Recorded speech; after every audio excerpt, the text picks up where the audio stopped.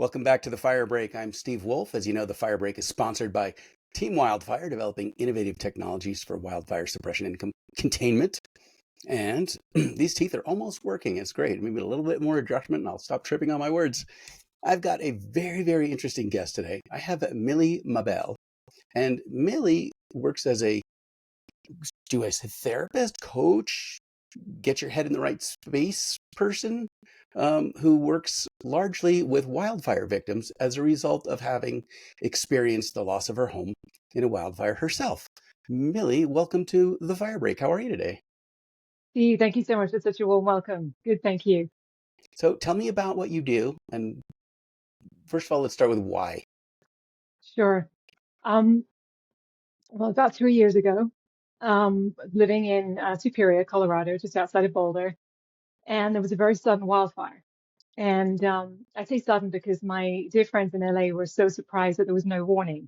Apparently, when they tend to get wildfires over there, not always, but the ones they'd had prior to that, they'd had a bit of warning, and you maybe have 12 hours, 24 hours, move your things out. We had the situation which happened very, very quickly, and we had a beautiful house, quite a new development, and it was right by Whole Foods and a shopping center, and I had I no knew it. idea. Yeah, I Whole had Foods no is idea. behind that. Hold on, Whole Foods. I had no idea that it was in a wildfire zone. Um, and so when this happened, it was very sudden. It was very unexpected. Um, we had minutes to get out. Nearly died getting out. Some of our neighbors sadly did die. Didn't get to take anything. And when we got to safety later, we were watching the news, and the fire was spreading at 10 seconds to get across an entire football pitch. And the newsreaders were literally saying to the Is that commentator, "You have to American move." football or European football? Oh, that, that was American, I think. But yeah, it was moving pretty fast and it was a real shock. So that sort of changed the course of my professional life somewhat. And tell me how that manifested. So up until then, I had been a solution focused coach. I was trained, International Coaching Federation certified. I separately ran an energy healing practice for 15 years. I've been teaching mindfulness meditation. I've been teaching yoga in corporate settings in my beautiful home studio that I had at the time. And and all was well. And then after the fire, I had such a strong kind of trauma response to that. And nothing in my toolkit was really working, which surprised me because I'd had years of training and I helped a lot of people with what I was doing. Um, but it just was, I was just devastated. We were going through a divorce at the time, as lovingly as we could do it, but really hard. And there were several other kind of factors that were quite big as well. And I was really not in a good place at all. And I think the trauma of nearly dying in the fire, as well as losing everything, and I had a scheduled surgery a couple of weeks after that, was just a lot for my nervous system. And so I wasn't sleeping very well. I actually stopped working. I was thinking, how can I support other people in this space? And it took me about a year of searching for a technique or something that would help me through it. And when I found it, I then spent another year getting trained and certified to an advanced level so that I could help other people through what I'd been through. And it was extraordinary. I had a session done by the person who was my teacher. And in 1 hour, he literally cleared the trauma response to that. So what I mean by that, Steve, is that before then, every time there was a high, fire risk day, the wind is really high, the humidity's low, I would be driving along the freeway, just totally stressed out, hardly breathing, limbic system on overload, and we just couldn't relax. And in 1 hour, I saw that trauma response melt away. And my homework was to go back the following day to the place where my house had burned down, where we nearly died. And I went back and I was completely calm. And the following day was a high fire risk day, and I was calm. And that was the beginning for me of recovery. And then I could combine the other things I did, the energetic work and the meditation and the yoga practices and the breathing practices and the other forms of coaching. And so I kind of combine all of that and support my clients in that today. And it's a passion of mine because I've been through it and I know you can get the other side, but it definitely feels hard And when you going talk through it. about a trauma response, What are Mhm. the physical manifestations? You talked a little bit about it while you were driving in your car, what you were feeling. And you've worked with other wildfire victims. So what is the Mhm. feeling that they carry, and how does that manifest both in their person, in their body, and in their lives? Sure.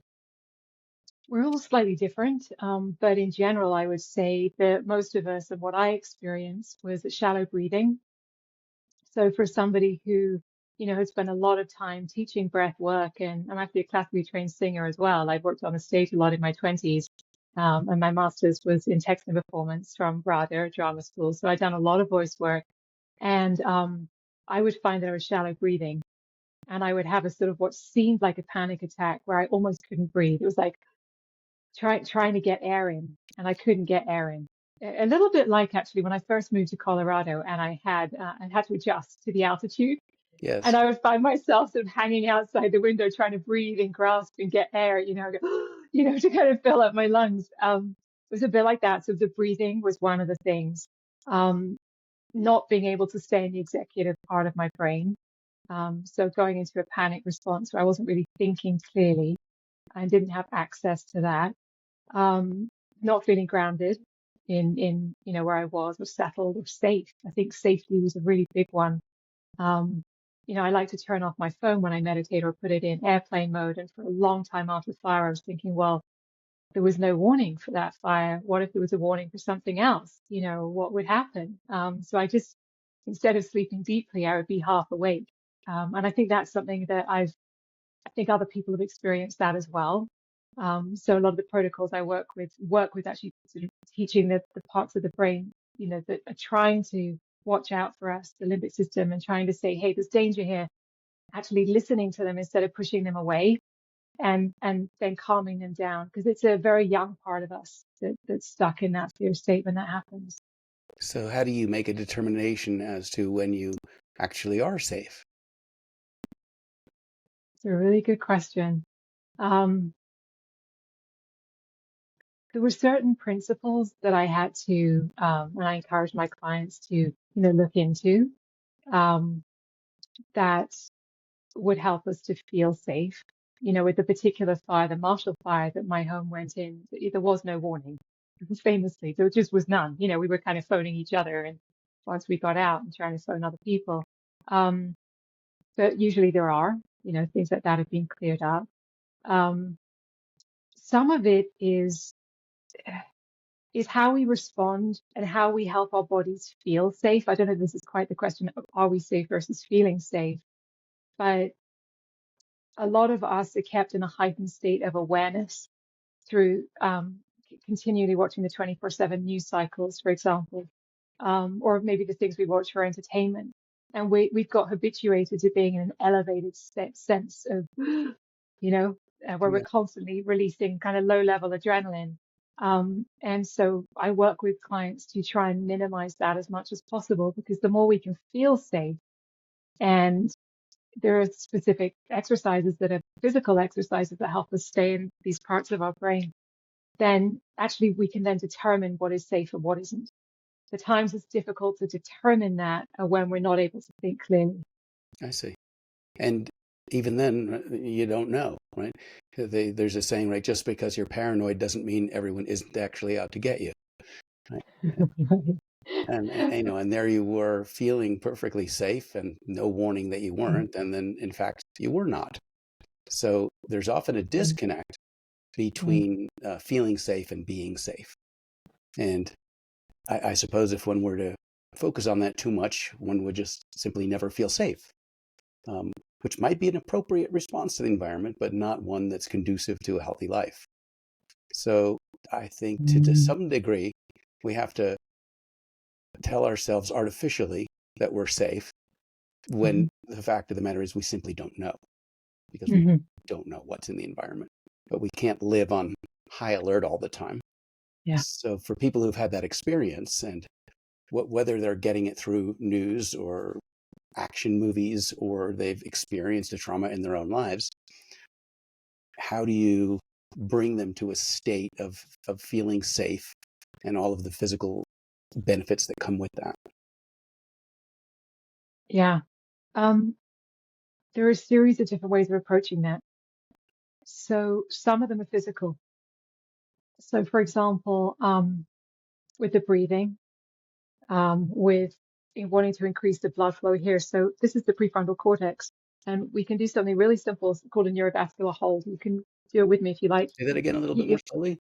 Neurovascular hold. So, Neurovascular hold. Okay. so you can put your thumbs in the indented parts here of your forehead. Okay. I can find my You're indents watching, very you can easily. do it. All right. And there's a little bit there, and then you can press here, Okay. and you can kind of massage this part of your forehead, Wow. right? And this is increasing the blood flow to this part of your brain. So you can massage here, and then if you like, you can just hold there. Okay. Let's see. And then as you're doing that, I'm going to invite you to take a deep inhale through your nose and exhale through your mouth. So we're going to do 3 more of those. Okay. You're watching, you can try it as well as you're driving or something. In through your nose, out through your mouth, and then 1 more.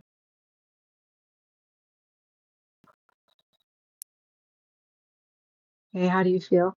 Wow. That is remarkably relaxing or Right.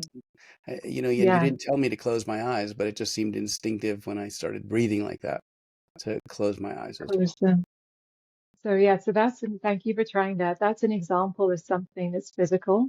And there's other things I could do like breathing exercises, grounding exercises where you're, visualizing bringing your energy and awareness into your feet, into the ground. There's physical things I do with that as well, to help grounding. The other way of approaching it, another way, is through the protocols I use, where we can shift emotions quite effectively by working on how we feel about a situation rather than the objective situation.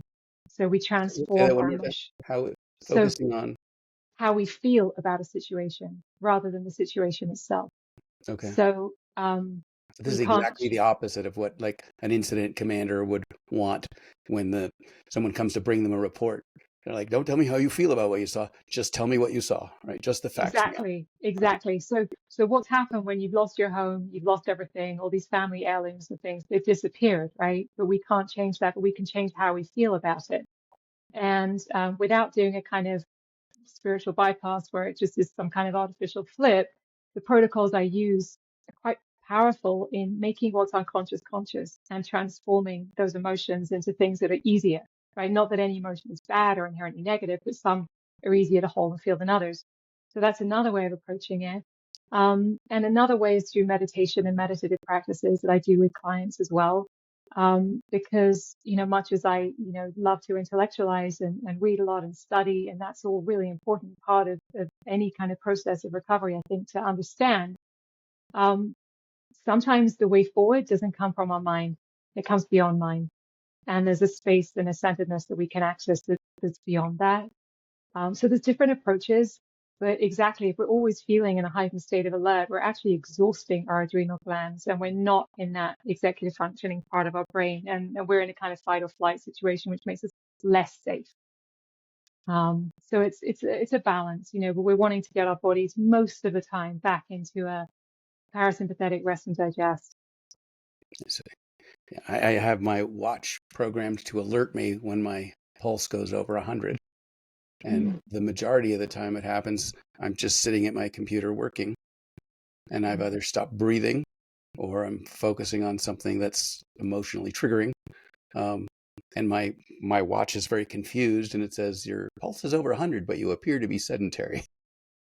And so I guess this is where, right, what's going on in your mind is having a physiological effect on your body. And so part of what you're suggesting is taking advantage of that connection in reverse, right? You can work on your body as a way to get your mind under control. Absolutely. And the way of calming down, just like when we relax, we breathe deeply. So if we could get ourselves to breathing deeply, we could relax more. And it's a day by day process, just like grief. It's not a linear process. Whenever you grieve somebody, you're going through something major. It's not like in January you feel terrible and in February you feel slightly better, or from one week to the next. One day you have a great day and the next day is really challenging. But you talked about Yeah. in your own process, how within an hour the techniques that you experienced were so effective that you immediately felt a change from one day to the next, and hopefully that was a lasting change. Yes, that was the big breakthrough for me. And I literally felt afterwards as though I was reading about the experience in a book, like it had happened to somebody else. It wasn't me anymore. And I was able to relay all the events, but calmly and clearly. So yes, that was an example of how actually there was this massive change from one day to the next. But But yeah, not in other a things like, dissociative way. not in a disassociative way, no. I was still very aware of everything. And actually, I've been able to help people because of that. If I was still in a panic state, then I wouldn't have been able to do that. But I also want to mention that, some people do have a heightened trauma response, maybe because of things they've been through when they're younger. If someone's been through a lot of early trauma, then they might have a harder time getting over something like that than somebody else because their brain has formed differently. And that's something to be really gentle with yourself as well. You might find that everybody around you is kind of springing back to work and everyone's coping really well, and you feel like you're not, and it's okay. There is help available. So is trauma something that we regenerate each morning? How do you mean? Well, um, if you're strictly focusing on your present and there's nothing in your present that would cause trauma, Mm, then you have to go back to the day before or the years before to remember who you are, that you're a person in trauma, and refresh that yeah. so that way you can live the next day in trauma, right? Whereas if you could separate, this moment has nothing to do with the last moment, and the wake doesn't steer the boat, Mhm. then you have the freedom within that day to live it as you choose. But that's something that doesn't seem to come naturally for most people, and requires training. Yeah, that's a wonderful point that we can start afresh if we're thinking new thoughts and able to, leave certain experiences behind us. And where there'd be major experiences, if we could just stop thinking about them, we wouldn't be affected by them. But when they've been really big and have had situations where our lives have been in danger, we might need to process them through them. There's some really interesting research I remember reading a while back. There was a unit went out to Vietnam, and this entire unit had suffered tremendously difficult things. And this one man had a very, very severe PTSD response. And they were doing some brain scans on him at the time, and they found that his hippocampus in the brain was 80% the size of what it should be. And the hippocampus is shaped like a seahorse. It's two of them here and here, like hippocampi in the brain. And it's believed that they are the parts of the brain which help us to process information from the past. So it was thought that somehow, because of this very stressful experience, that this man's hippocampus maybe had shrunk at the time. Then they went back and they did a scan on his twin brother, and it was found that his twin brother's hippocampus was actually 80% as well. And so it was based on some very early traumatic experiences they've had that had impacted how that part of the brain had grown. So then the scientists understood that he was predisposed to have a very strong trauma response, Yes. stronger than the other men in the unit because of that. And so, and the hippocampus is the part of the brain that helps us to process information. So a lot of talk therapy is where you go back, and the idea is that you're putting something in context. You're able to talk about it and say, this is a different vantage point. We're looking at this in a different way, and therefore we can process this and kind of put it aside. Um, for me, I think there's some wonderful therapists out there. But for me personally, when I did talk therapy, it wasn't working. I was kind of going around in circles. And it was only when I found the kind of techniques that I used that were, I had my eyes closed. It was programming in a different way. They're very similar to what we understand as, emotional freedom techniques. Some of the techniques are quite similar to that. But that kind of got me to program something differently as opposed to just talking about it. And I don't know, I've never had a brain scan on my hippocampus.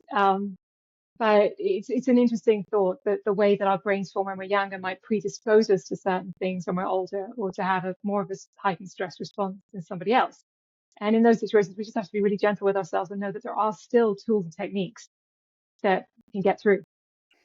So, are there unique things about people who've experienced wildfire that are different from people who've experienced other traumas.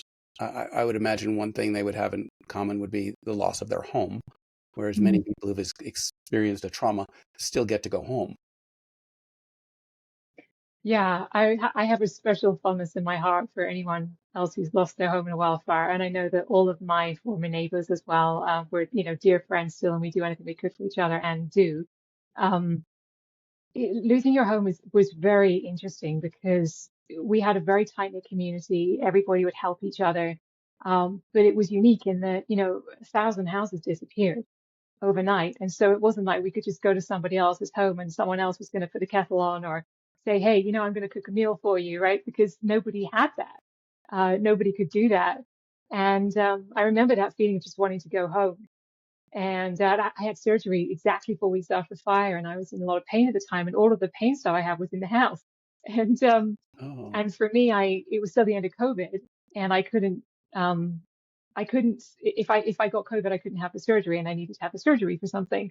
And so I was trying to sort of isolate, and there were these wonderful charity things going on, and people saying, come to this restaurant, and I was thinking, God, I can't be around other people. So there were just so many layers. And I think, yeah, not having our homes to go to is one of them. Not having the clothes you wear. The community of Boulder was just amazing and would donate clothes. And it was funny because it's a very sporty community.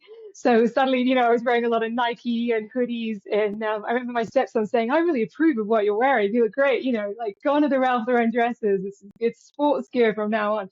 But, I was very grateful, of course, but, none of them were mine, right? right. Um, and this feeling, I remember going into Nordstrom's and the lady said, what can I help you with? And I just literally looked around the store and it was like, I need everything, It's like, and I couldn't get anything. I remember walking out with like a pair of sweatpants because I was so overwhelmed, like, where do you start? Um, so I think there are some unique things when you just kind of lost everything. And I work from home, so, you've lost your home office and there are a lot of layers, yeah, and a lot of growth. I was very humbled by the support that I received from other people. Yeah. Yeah. Yeah, no, I've read some of your writing, and you talk about how this experience prepared you for all of the abilities that you've developed since then that you use for helping people. And it sounds like the the inputs that you got to work with, weren't spared in any way, right? You got the full realm of losing your house, heading into surgery, coming out of COVID, the loss of social support. Like you got the full treatment, um, which you've turned into the full treatment on the other side, right? For Mm. other people. Um, Yeah. what do you think is the prevalence of people who are able to help wildfire victims specifically? Organizations like After the Fire, where all of the staff members are former people who've lost their homes, and the thought being that no one can understand what they're going through unless they've been through it themselves. Yeah, I would second that.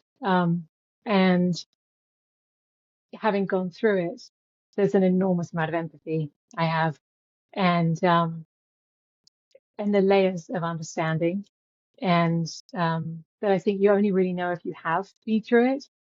Um, because I remember for me thinking about the photographs because anything before digital, I lost all the photographs. And somebody said to me quite quickly after, "Oh, it doesn't matter. The past doesn't matter. Live in the present." And I was thinking, yeah, I do. And, and I know that person hasn't been through it, right? Right. Um, and for me, there were layers as well with, in the short time that I could have taken some things, I didn't realize the house was burning down. And so I didn't take anything that mattered. In the short time I had, I put, my grandmother had painted this beautiful painting when she lived out in Singapore of a woman called a Singapore cement nanny. And it's a whole nother story. And this elderly woman, had said to her, I will only allow you to paint this if you always keep the painting and promise that nothing will ever happen to it, because I believe that if something happens to this painting, something happens to my soul. That painting I put in the place I thought was safe from smoke damage, right? So as I was driving away, I was going through all of that, in my head, like, oh, I'm so sorry to this woman, all of the You're family responsible heirlooms for and the things. future of her soul. Right. A lot on you. It really did. And all the things that I'd been given that were precious that I hadn't taken, that in the few minutes I could have taken. And there were layers of that. And I found that from other people in the fire that I had escaped as well. And I think that's something other people go through as well. There are different layers of it, and just being so gentle with ourselves as we work through it, you know. So that's what I love to do for clients, you know, sort of hold their hand figuratively through a series of sessions where things come up and we process what comes up and, you know, walk to the other side. And it's not a run, it's a walk.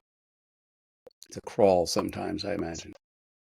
Yes, it's a crawl and you feel like you're crawling on your hands and knees, Yeah, but you get there, you know. And other people are amazing, you know. people are Yeah. amazing. Yeah. And I imagine you've gotten to see that side of it as well.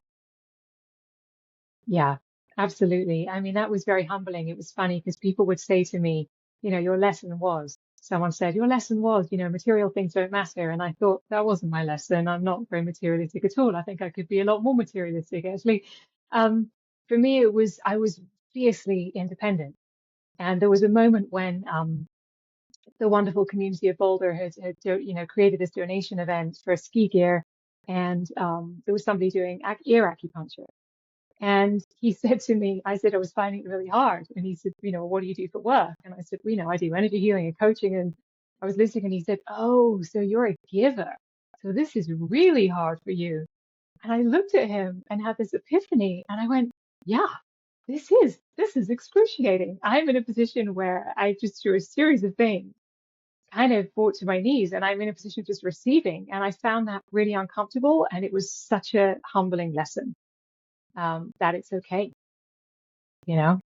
If I took away anything from Viktor Frankl's Man's Search for Meaning, it was that even when you have nothing, you always have something to give.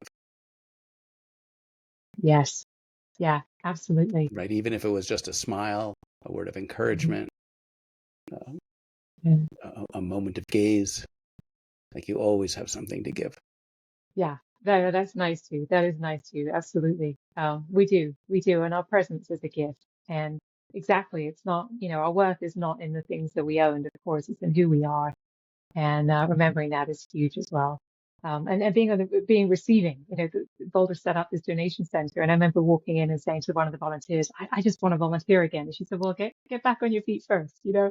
Uh-huh. Um, But yeah, it's all of that. There's so many layers, and being gentle with ourselves and giving ourselves a lot of self-compassion um, as we go is huge.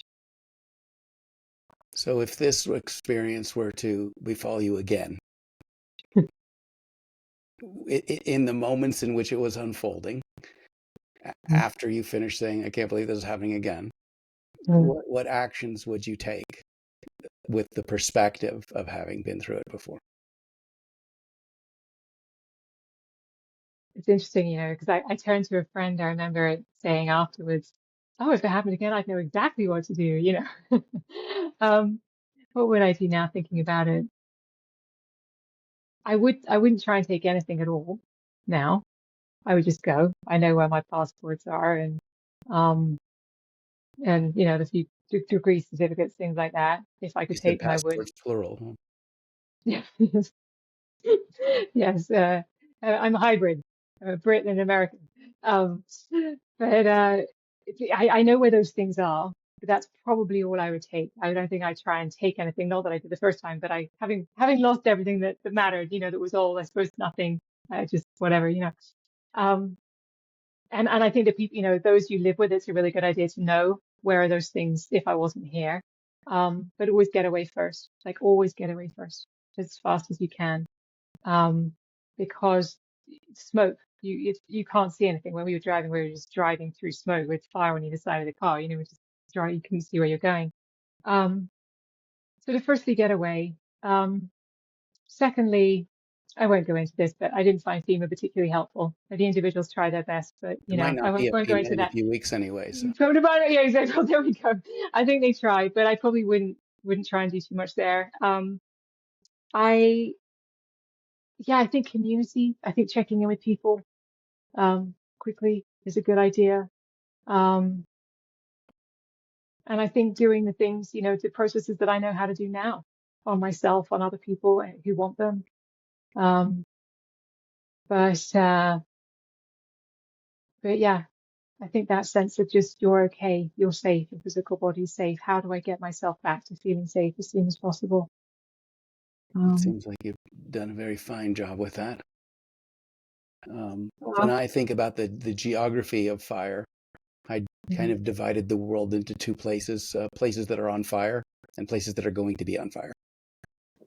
yeah, And for you, I see really kind of two categories of people where you can be most helpful.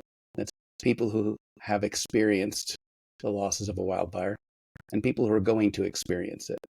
And I'm wondering on the preventative side, are there things that one can do mentally and physically that would strengthen the skills that they're going to need after the fire? Just like mm, before you go to surgery, you're eating better and you're hydrating properly, you're taking your vitamins or vitamins in your mm, case. So all of these things that one might do in advance to be prepared for an event. yeah, Have you counseled people who live in wildfire prone areas, who live with the stress of an impending fire, that have yet to mm, experience it? yeah. Um, I haven't yet. It's a good idea. Um, and I also, it, it's very interesting because we're talking about feeling safe and being in that space, but there is a lot of also uh, ignorance is too strong a word, but very laid back kind of it's okay, it won't happen to me, and which is exactly how I felt, I suppose, beforehand. And it is good to have some kind of preparation. I mean, these things are always easier when you have a strong support structure, when you have stability in your life. Those are things that are always good to work towards, and many of us don't. Many of us are going through huge changes right now. Um, so I think the easier it is, the more your work is stable and your communities are stable and your family life stable and your finances are stable. That's always going to help, all of those things. And they're ideals to work for, but many people don't have those things. Many of us are up in the air right now, going through tremendous changes. So it's, I think, a day by day process of just, um, I mean, I find the news really difficult to watch right now. And I Sure. was raised to always be watching the news every day and always being informed. And that was a huge part of my education. And there are times when I'm too, um, fraught with reading about it all. So we have to really know, I say to people, you have to know yourself, right? Somebody who is, if you show a really difficult scene, a wildfire or a really horrific car crash or something, if you show that scene on a video to somebody who's considered on the end of being kind of a psychopath and you're doing a brain scan of them, not much is happening in their brain, right? If you show that same scene to somebody who's highly, highly empathetic and has been through quite a lot of trauma, their brain is on absolute red alert. It's doing major things. Most people are kind of in the middle. You have to know yourself, right? So somebody like me who's highly, highly empathetic and has been through quite a lot, I need to limit how much I watch things, how much exposure I give myself, because our nervous systems, this is something I'm really passionate about because it's not a popular view, but it's so accurate. Our nervous systems have not evolved to cope with a 24/7 news cycle. Up until literally 100 years ago or less, if there was something happening in your environment, in your village, you would either be able to do something about that or not. But that was your immediate concern. Our physiology has not evolved to be able to cope with every horrific thing around the planet being zoomed to us 24/7. It just hasn't. And we are, as a species, in overload. And that we're constantly being kept on red alert, and we feel very alive when we have adrenaline pumping out of us. It's a very enlivening experience. I've chased that a lot in my early life, but it's exhausting and it's depleting. And we have to kind of know where that is, including what we're watching, right? So we all know, most of us are aware that um, you know athletes are trained through simulation, right? So before somebody is going to shoot some hoops in a basketball, they will be training in their mind, practicing that, right? Because the mind doesn't know that it's not real. Some part of the brain doesn't know it's not real. When you are watching even some show that's on TV or something, some part of your brain doesn't know that isn't real. And I had a huge epiphany about this. I was watching a brilliant thriller back in 2013. And I was spending thousands of dollars trying to recover and heal my adrenal glands. And I was sitting on the edge of my couch. I was living in Hawaii at the time. And I was so on edge. And I just made the connection. I thought some part of my brain doesn't know this isn't real because my body is reacting as though it's real. And it was impacting my sleep and so on. So what I would say in major preparation for all of us is if we could all have a regulated nervous system or get more regulated, then we'd be helping ourselves tremendously for anything that happens in the future. And you can't put that in your go bag. Yeah, you can't. It's a daily practice. It is for me too. It's every morning, meditate or something, figure out what your triggers are, figure out the things that help you be calm. And that's a personal thing. And that's something that I work with clients through to work out what they are. Like, what are your personal triggers? It's, I give people a lot of questionnaires and, the studies, they'll connect with different resources. And, what are your personal triggers? What are the things that you do well to stay away from or have more of? And we never go for perfection, right? We're just going for progress. We just want to feel a little bit better each day and bring the tools that will help us do that and bring some awareness to that. So as a result of that, you get to bring this better you. I don't mean better from a judgmental point. I mean better from how you feel. This healthier you get to bring that through 24 hours of your day. So that it's not just you feel better when you're doing the work. There's this spillover effect where your adrenals can actually take a break once in a while. You said adrenaline makes you feel alive. Yeah, not if you're experiencing it all the time. Yeah, absolutely. I mean, we were designed, most of us know the analogy of the saber-toothed tiger.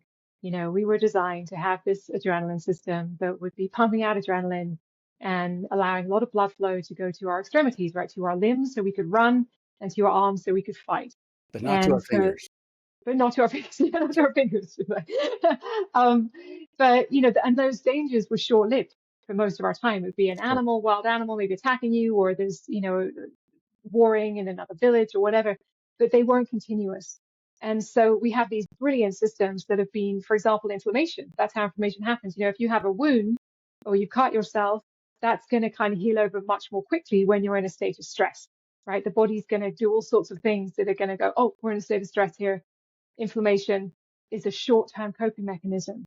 Now, inflammation is at the cause of almost every disease, if not every disease, and that we have. And it's partly a lot of the food we're eating, the vegetable oils and so on that are very high in omega-6s, processed food, but it's also partly this constant stress that so many of us are in that we think is normal, and normal is not healthy.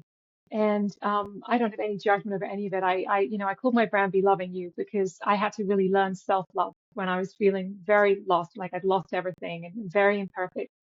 And my tagline is from burnout to breakthrough because I'd experienced burnout. Say that again And slowly. from burnout to breakthrough. Burnout to breakthrough. Yeah. So in my case, when I was testing, back in 2013, healing my adrenal glands, I was doing saliva tests throughout the day for several days to test my cortisol levels.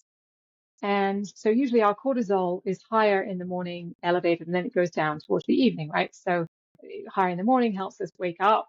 Exercise in the morning is a great idea. It helps that get higher. And there's stress hormones of adrenaline and cortisol. Adrenaline will typically go high, cortisol rises and helps to kind of balance out that adrenaline. What was happening in my case and what scientists think at the moment happens is that when someone's had such high elevated adrenaline, the cortisol kind of just doesn't play anymore. It keeps rising to help things. And eventually it just kind of goes, I'm not going to do that anymore. Not exactly sure why. You're not going to help me. Why should I try to help you? You're not going to help me, right? So it comes to a point where the cortisol is flatlining. So when I was testing with my then partner, his cortisol was really high in the evening and low in the morning because he was managing teams out in different parts of the world. And so he would 6 p.m. he would kick into work, right? Mine just flatlined. Like it just wasn't doing anything, which when you're doing that, that is literally how you feel with the symptoms of burnout. Because it's this Herculean act of will to get out of bed in the morning. We had so little energy. I personally didn't take medication. I don't get involved in taking medication, whatever clients do, whether they take it or not, that's absolutely not what I do. But it is a good idea, whether you take that or not, to sort out the rest of your lifestyle, right? Because without med shaming anyone, we can't just keep taking pills and not adapting our lifestyle, right? Right. So we have to look at ways to, get that cortisol higher in the morning, lower at night. And so many things about our lives, like artificial lighting at night, watching blue screens very late at night, that inhibits melatonin production. When we're not spending enough time outdoors in natural light, our bodies are not generating enough serotonin, which is then a precursor to melatonin, which helps us sleep. So there's a lot of things about the way we live that we consider to be normal that are perhaps not optimal or healthy. So what's it like to know what you know and then to have it tested every day by life? Um, I'm so humbled by life, and the tests that I go through and the things that, on a daily basis. And I say to my clients, my form of coaching and my lesson number one in coaching back in 2013 was, I'm never here and my clients are here. I'm never above them. I'm never like, I've got all the answers. I don't give advice. Some people, when I go into corporate settings and they've had coaches who in the past have given them a bunch of advice, and I'll be like, no, that's not what I do. I'll ask you questions. Right. So the reason I'm saying that is because I feel still very much the learner. I'm learning every day. It's not like I got my alignment and I'm super calm and it's the certificate I hang on the wall forevermore. Like I've figured out a lot and I can help my clients through things because of that, the practices I've had. But absolutely, I mean, um, I think a lot of us are going through some challenging things right now. There's some big challenges on the global scale, and those of us who are sensitive to tapping into that and feeling that collective energy. Yeah, it's real, and it's we just do the best we can. Right. Um, They now have yeah, a diagnosis, for eco anxiety and political anxiety. These affect people very, very deeply. yeah, yeah, absolutely.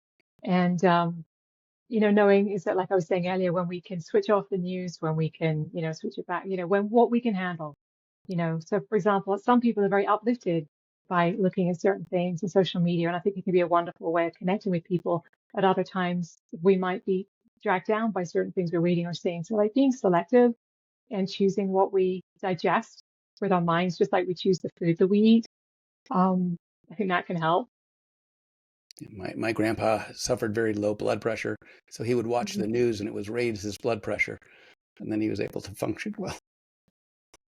Wow. But Yeah. if you're starting with healthy blood pressure and you're watching the news and it raises your blood pressure, now you're into that hypertension range where uh, the effects are dominoes. Yeah. Yeah. And we have to know that that's part of the awareness that I support clients to bring into themselves of like, is my breathing changing? Like, how do I feel in this situation, including awareness of other people or surroundings or places we go?